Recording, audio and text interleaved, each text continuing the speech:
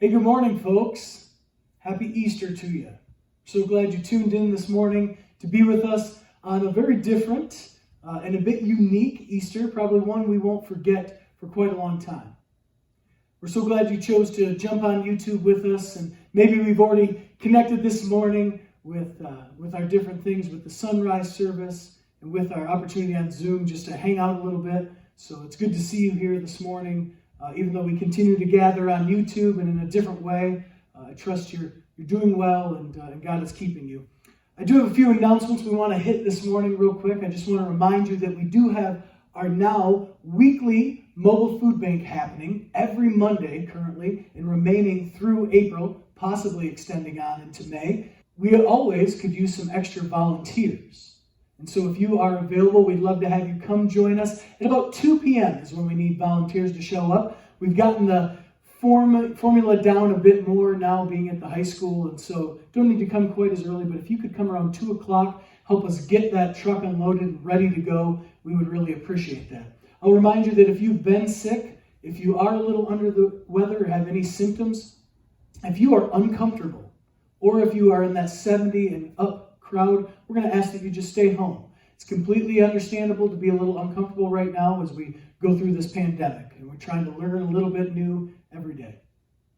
I do want to also just remind you that you can continue getting in your tithes and offerings via online giving, and you can find that right on our website at www.reallifegreenville.com, and that will be right below here, and you'll see that, and you can check it out there, and you can give online. But I know many of you have been sending in your checks and tithes that way, and want to encourage you to continue doing that. You guys are just doing such a wonderful job of making sure that we are well equipped to meet the needs of our community through things like the mobile food bank and home mission requests, and just making sure that our bills are paid, that we can have lights on here in our church and keeping things handled. And so just want to say thank you for doing that on behalf of our leadership board and our treasurers also. Well, it's Easter, obviously, and this is a different Easter, much different one than we're prepared for. And 6 or 8 weeks ago, when you start to process, what are we going to talk about at Easter? And it's kind of a dumb moment. We're going to talk about the Easter story, about resurrection.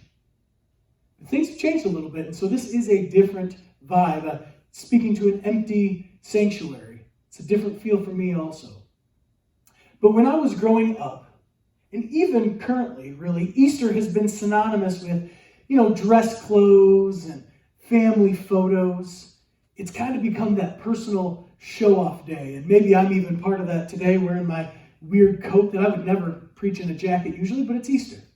And for churches, it has become also this show-off day too, kind of our big attempt to lure in all those visitors and then convince them to come back the next week and join us again. We see the people wearing those beautiful floral print dresses, and we get the bright colored shirts and maybe a snazzy tie. I know Jesse Nicodemus probably has one on at home even right now. And maybe even some really fancy hats, kind of like the Kentucky Derby thing.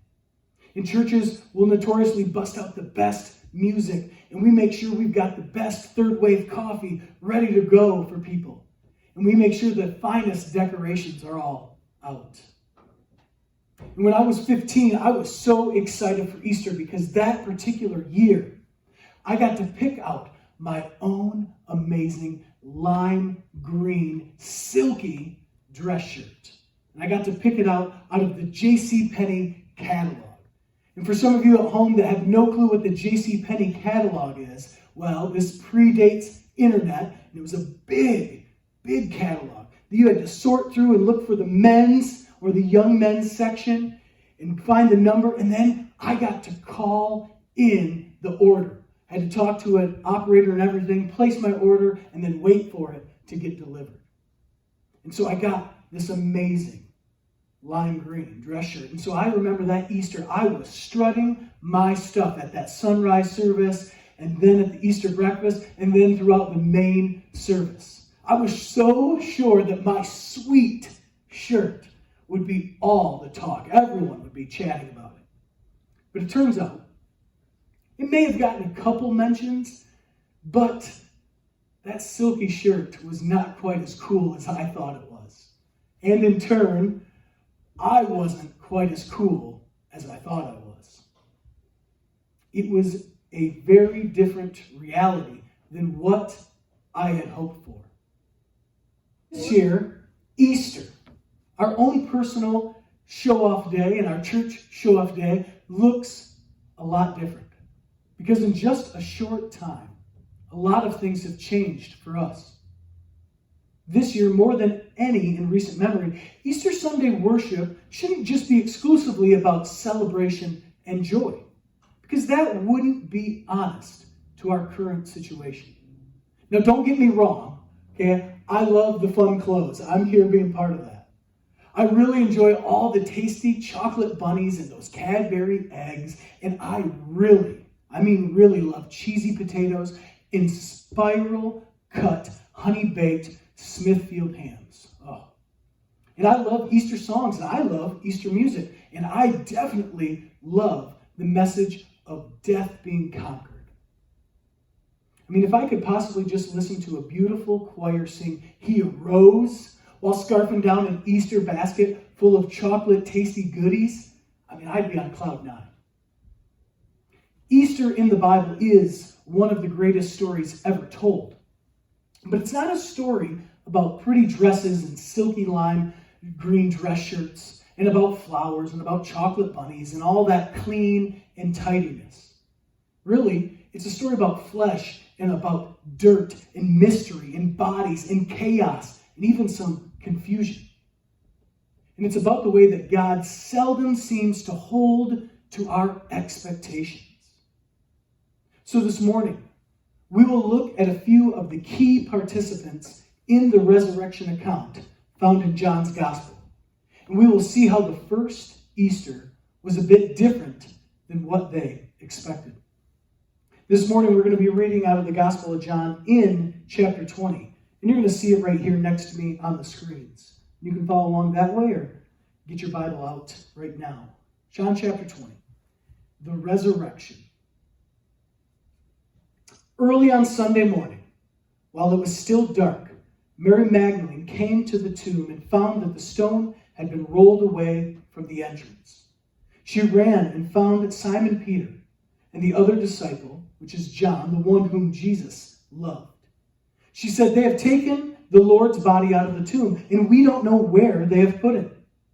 Peter and the other disciple started out for the tomb. They were both running, but the other disciple outran Peter and reached the tomb first. John's giving us a little jab at Peter there. He stooped and he looked in and saw the linen wrappings lying there, but he didn't go in. Then Simon Peter arrived and went inside. He also noticed the linen wrappings lying there, while the cloth that had covered Jesus' head was folded up and lying apart from the other wrappings. Then the disciple who had reached the tomb first also went in, and he saw and believed. For until then, they still hadn't understood the scriptures that said Jesus must rise from the dead. Then they went home. The account continues. Mary was standing outside the tomb crying as she wept. She stooped in and she looked in. She saw two white-robed angels, one sitting at the head and the other at the foot of the place where the body of Jesus had been lying. "Dear woman, why are you crying?" the angels asked her. "Because they have taken away my Lord," she replied, "and I don't know where they have put him."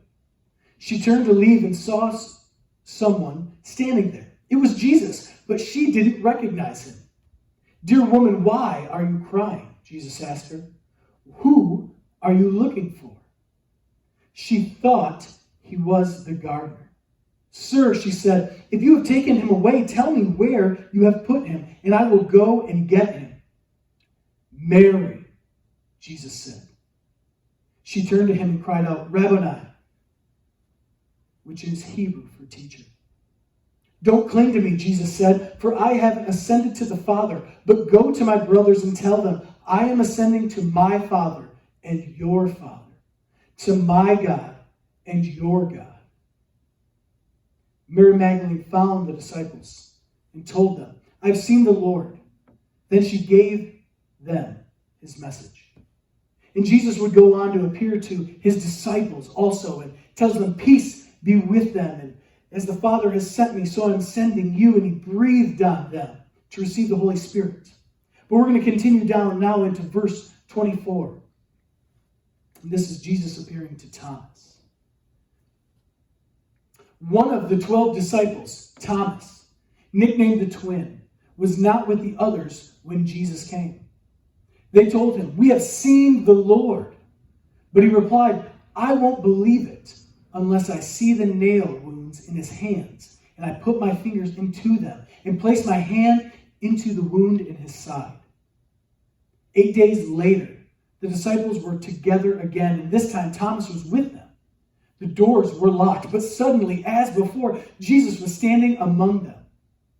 Peace be with you, he said.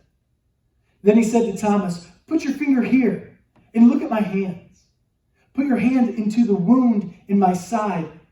Don't be faithless any longer. Believe. My Lord and my God, Thomas exclaimed. Then Jesus told him, you believe because you have seen me. Blessed are those who believe without seeing me. This morning, in our time together, we're going to take a look at these different key participants and see how we might be encouraged by their story. And the first of our key participants is Peter. And for the moment, the tomb is empty, and Mary runs to the hiding place of Peter, who is sheltering in place. And she gets them because John's with him. And they run to the tomb, and there's just a lot of commotion and chaos here, and there's so much running. There's actually more running recorded right here than in all of the rest of the gospel accounts combined. I mean, John makes sure that we know he arrived first, but yet he also tells us that he didn't go in first. Peter arrives at the tomb just moments later, and he goes in because Peter is always the one ready to go. I mean, there's no waiting with him. There's no second guessing with Peter. And so then John follows him in also for that look. And sure enough, there is an empty tomb, but with the death clothes, the linens lying far too organized for this to be some weird body snatchers type situation. We are told that after seeing this, they now believe what Jesus had told them, that he must die and be raised from the dead. And they return home believing. Now, reading this text, I ponder on the regrets of Peter. I mean, think about all that has just recently happened, that in a short time, everything had changed. There's a whirlwind of events not at all like he wanted or would have expected. Just think about a few days prior, the scene in the upper room. And Peter tells Jesus that he will never allow Jesus to wash his feet. And then later in that evening, he says that he will lay down his life for Jesus. But then Peter has to hear Jesus tell him that he would deny even knowing Christ in the final moments of Jesus' life. And then the scene in the garden where Peter jumps in so quickly to attempt to kill one of the soldiers that's arresting Jesus. And Jesus says, no, put your sword away, Peter, because Jesus is prepared to drink the cup that the Father has given him. And then that night, we have the actual denial of Jesus 3 times. That must have been a crushing blow to Peter. I mean, then there's just the fact that he wasn't there with Jesus as he was crucified. Peter, the rock. He ran away, and like many of the other disciples, they feared for their lives. They feared for their own well-being. So this certainly isn't a hero-type story.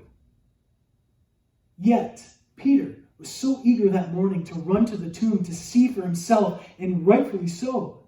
I mean, that's probably the reason why he was so ambitious and a go-getter, was the reason Jesus would call him to be a disciple, and is certainly why he was chosen to be the one in which Jesus' church would be built upon. And maybe that's you today. Maybe you're dealing with past failings and you're dealing with regrets or moments that you just wish you had paused just a little bit longer before acting. Maybe you're the one with ambition. You're the passionate one. You're the go-getter attitude. And sometimes, maybe that gets you in a little bit of a tough spot. If you have regrets and hurts about things you have done, you can come and see that Jesus Christ has handled it all. He has conquered death. He has established a new creation here and now, not some hopeful event in time in the future. This is the first day of God's new week. The darkness of the past is gone and the sun is shining. The tomb is empty. And then after coming and seeing that Jesus has taken care of it, you can now believe and you can return home relieved that Christ has really dealt with all of our shame and all of our guilt and all of our regret. Our next key participant is Mary Magdalene. Now, Mary went to the tomb and she didn't find Jesus there. We just talked about this. And so she runs to get the disciples, Peter and John, and they run back to the tomb. But now, after Peter and John have left and they head home, Mary has this very different interaction with the risen Jesus. We're told that Mary is outside the tomb weeping. And then she looked in the tomb and she saw two angels. And they asked her why she was crying. And it's because they have taken Jesus away, she responds. And so she turns around and she mistakes Jesus for the gardener. And he asks the same question of her. He says, "Why are you crying?" She responded that if he knows where Jesus' body's whereabouts are, she wants to know. Then Jesus says her name, Mary. And she knew it was him. Her first reaction is to grab hold of Jesus. But he told her not to hold on to him, and he gives her a job. He tells her to go and tell the disciples that Jesus is alive, and that he says, "I am ascending to my Father and your Father, to my God and your God." She left Jesus and went to the disciples with the news. Women weren't really treated with equality in the biblical world. And frankly, they still aren't enough. Yet we witness here that women were the very first witnesses and the first to proclaim the good news of a resurrected Jesus Christ. I mean, there's no evidence that Jesus ever treated women with anything less than full dignity and respect, which is an extraordinary practice in his time, in his context. And really, it still is, even in our world. And so can you imagine this scene for Mary? I mean, her self-worth, her story mattering, her value, her restoration, all due to the love of Jesus. Everything had changed for the better for Mary because of Jesus. And now, there's an empty tomb. After all of the life-changing healing and the following of her Messiah, some questions that must have eventually crossed her mind. Things like, was she still a valuable member of the Jesus family? Was she going to lose all of her personal growth? Would she lose her identity as a follower of the Messiah? Would her worth she found in Jesus just go away with his missing body? I mean, Jesus launched God's kingdom with a practice that esteemed women and really was communicating that every person was wanted and every person is valuable. Mary was one of the founding members of this way of Jesus, and now, would this all be taken away?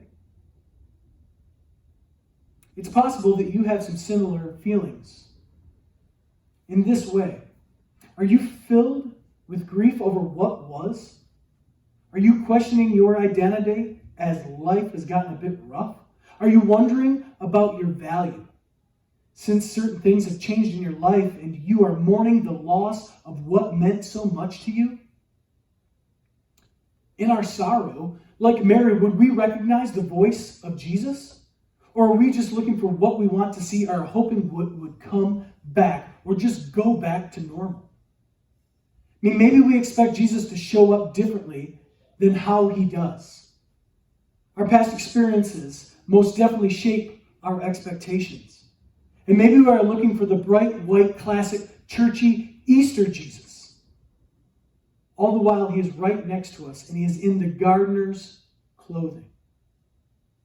It's quite interesting in the Bible that when people are afraid, angels tend to tell them not to be. And here, when people are in tears, angels ask, why? And then Jesus asks, why? And it's okay to say it out loud. Because life circumstances and harsh realities, and even right now, this COVID-19 pandemic, have taken away everything. They've taken away, for some people, their home, their spouse, children, their rights, their dignity. Maybe it's taken away my school, my job, my routine, my restaurants, my sports, my future, my hopes. It feels like it's taken away my life. Hear the words of Mary saying, they have taken away my Lord. In our account, Jesus showing up in the unexpected, mistaken as the gardener, creates this new layer of change happening for Mary. Because even when Mary doesn't recognize him, she can recognize the voice. She comes face to face with the risen Messiah. And Jesus, once again, like in her past experiences, he saw her. And he still loves her. Her value, her identity, her hopes, her position in God's kingdom is secure. Let Jesus call your name today. Whichever one of you needs his love and a reminder of just how valuable you are. You are identified as an heir in the kingdom of God. And our last key participant for today is Thomas. Now, for Thomas and the others, the game was over. Jesus had been crucified. I mean, this entire movement was about Jesus, and without him, there isn't anything to keep going. I mean, there wasn't a teaching to keep alive because so much of the message that Jesus taught was about who Jesus was. And now, gone. Some of the disciples are in hiding, and some went back even to Bethany where Lazarus lived. We talked about that story last week. Because there was a price on their head, and they feared for their lives. They were doing what we might recognize now as self-isolating. It was a bit of a stay home and stay safe plan. And one of those disciples was Thomas. Thomas was not with the other disciples when Jesus first came and the rest of them behind locked doors. And so now the disciples are trying to convince Thomas that Jesus is indeed back from the dead, and Thomas is not having any of that. And I imagine Thomas feels like he just spent 3 years following Jesus for nothing. And now he just simply doesn't have the energy to keep hoping anymore. So he says, hey, I'm going to need some evidence here. I'm going to need to see those nail marks, and I'm going to have to place my hand in Jesus' side. Sure enough, wouldn't you know it, that Jesus actually shows up.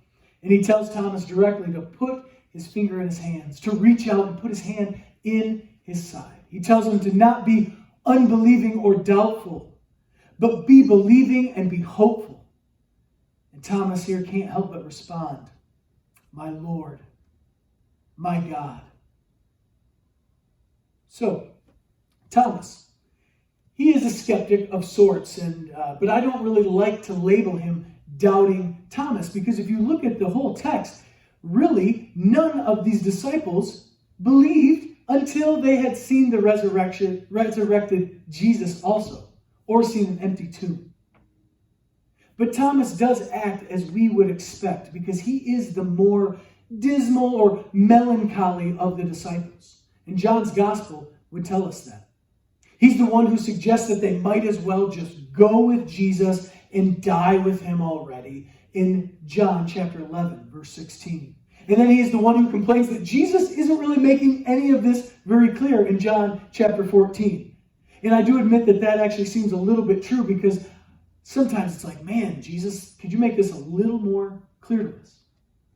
But Thomas is the disciple who's kind of always waiting for that other shoe to drop. He's the one of the disciples who is somewhere else on the resurrection day. And he sees these others excited, and he sees them elated, and they're unable to contain their joy. And he can't fathom that such wonderful news is even true. Isn't this the picture of many of us, even here in our Christian communities? Are we a bit hopeless, or maybe we're just a bit too skeptical? I mean, we have given up far too much time and energy and resource for God, and have, in our own estimation, received far too little to be excited about another new experience, something different and belief shifting once again. We are exhausted with the idea that change will, that it even has to happen once more. That we actually have to keep looking honestly at our lives and at our faith. Resurrection is not sadness and hopelessness denied. It is sadness and hopelessness transformed. We know this. We can't avoid sorrow, and we certainly don't avoid exhaustion and hopeless feelings, and we shouldn't try to avoid that. Rather, we should get to feel the full weight of it, and then push through, and still trust, and still believe. Hear Jesus' words to Thomas here. He says, "You believe because you have seen me. Blessed are those who believe without seeing me." John records these words of Jesus for us. It's for our benefit here into the future from when John wrote this. It's to those who would come later. It's to the people of future generations. We are all blessed when, without seeing the risen Lord for ourselves, we still believe in him. Now, surely, this is going to be hard, right? You are going to fight moments of hopelessness and the feeling that it's all a lot of effort and pointless work. The wonder if this radical trust in Jesus is even worth it. There will be lots of questions, and there will be lots of doubts. And Jesus says, yeah, it's worth it. Keep trusting. Keep searching. Keep questioning. Keep wondering. And the truth is, that's the hardest part. You have to want to trust Jesus. You have to actively participate in hope in order to work through your hopelessness. Like Thomas, you have to want to see hope in order to actually see it. As we wrap this up this morning, the truth is, what really caused people to stop in their tracks on this first Easter morning wasn't the question, is Jesus like God? It's actually the question, what if God is like Jesus? What if God is not who we thought? What if the most reliable way to know God isn't through just a box of beliefs? It's not through a sin and punishment program. It's not through a religion. Rather, it is through a person. What if the most truthful way to identify God is to look at how God chose to reveal himself in Jesus? Because for all of us and for all of history, that changes everything. If what we see in Jesus is God's own self revealed, then what we are dealing with here is a God who is outrageously inclusive about choosing his friends. Even the impetuous, even the broken, and even the one who's looking for some clarity. Folks, I know it's a different Easter this year, and that's okay. The first Easter was a bit different than what we expected. I trust as you continue to celebrate today a risen Savior that you'll be filled with peace and encouragement, and maybe even a little enthusiasm in the midst of a very different time. This morning we're a little bit out of order, and you might have already noticed that. We do have some music for you, so I'm going to invite you as we transition and we provide a little bit of space for music and worship, that you can stand or however you're comfortable worshiping at home.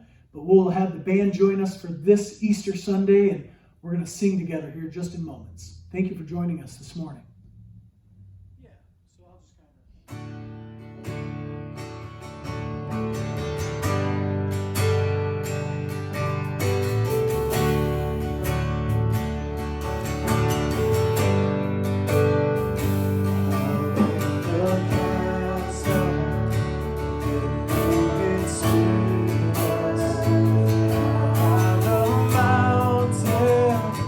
I could not run.